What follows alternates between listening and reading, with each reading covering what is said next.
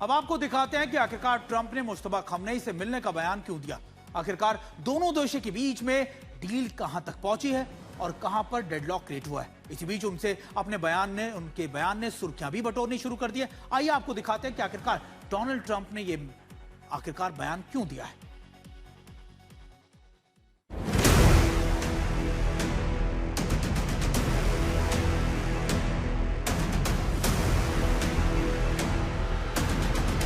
Cease fire होगा खत्म, अब होगा आर पार। डील पर सस्पेंस कायम, जारी है मिसाइलों का वार। ट्रंप को मुश्तबा से मुलाकात का इंतजार। कई कोशिशें हो गई, कई वार हो गए, कई पलटवार हो गए, लेकिन अमेरिका और ईरान के बीच डील पर अभी तक कोई फैसला नहीं हुआ है। कहने को सीज फायर है, लेकिन दोनों देशों की ओर से बमबारी रुकी नहीं।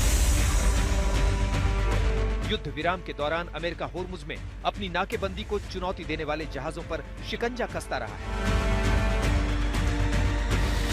तो ईरान ने होर्मुज में अमेरिकी जहाज पर हमला करने का दावा किया है और खाड़ी देशों में उसके सैन्य बेस पर बम बरसाए हैं।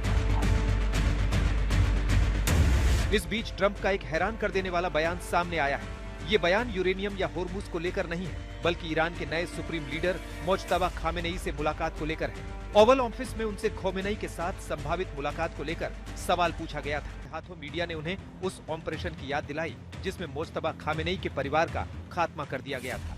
तो ट्रंप ने साफ कहा कि नए सुप्रीम लीडर एक प्रोफेशनल है और कई जगह उनका काफी नाम है।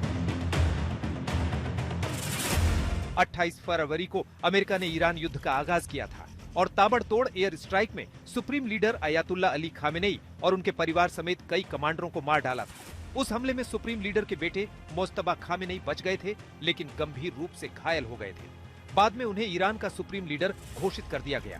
शुरुआत में उनके जिंदा रहने पर सस्पेंस था, लेकिन बाद में कहा गया कि कई गंभीर चोटों की वजह से वो खुफिया स्थान पर अपना इलाज करा रहे हैं। 28 फरवरी के बाद से उनकी एक भी तस्वीर, वीडियो और ऑडियो दुनिया के सामने नहीं आया है। हालांकि बीच बीच में उनका संदेश देश के नाम जारी किया जाता रहा है। शुरुआत में ट्रंप भी कहते रहे कि उन्हें नहीं पता कि मुज्तबा खामेनेई जिंदा हैं या नहीं। ईरान हमेशा से कहता रहा है कि मुज्तबा ही उनके सुप्रीम लीडर हैं और अहम फैसले वही करते हैं। पिछले हफ्ते ही ईरान के राष्ट्रपति ने साफ साफ कहा कि स्थायी युद्ध विराम पर अंतिम फैसला उनके सुप्रीम लीडर ही करेंगे।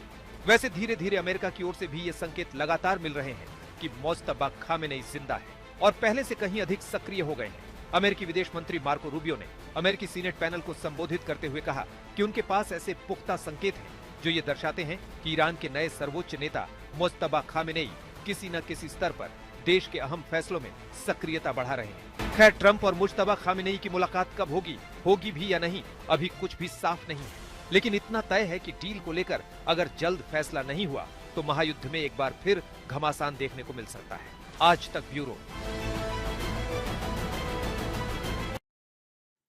बिल्कुल आर या पार, यानी ये स्थिति ऐसी है कि या तो बातचीत होगी या दोनों देश एक बार फिर से नए युद्ध में कूद जाएंगे। चलिए अब आपको ले चलते हैं अपने सहयोगी रोहित शर्मा के पास, जो पिछले कई सालों से लगातार अमेरिका की रणनीति हो, सैन्य नीति हो, कूटनीति हो, इस पर नजर बनाए रहते हैं। रोहित, हमने अपने दर्शकों को अभी ट्रंप का वो बयान सुनाया जिसमें उन्होंने कह रहे हैं कि मुश्तबा से मिलने के लिए वो तैयार है और ये एक सम्मानजनक मुलाकात होगी। आखिर इस बयान के मायने क्या निकाले जाएं?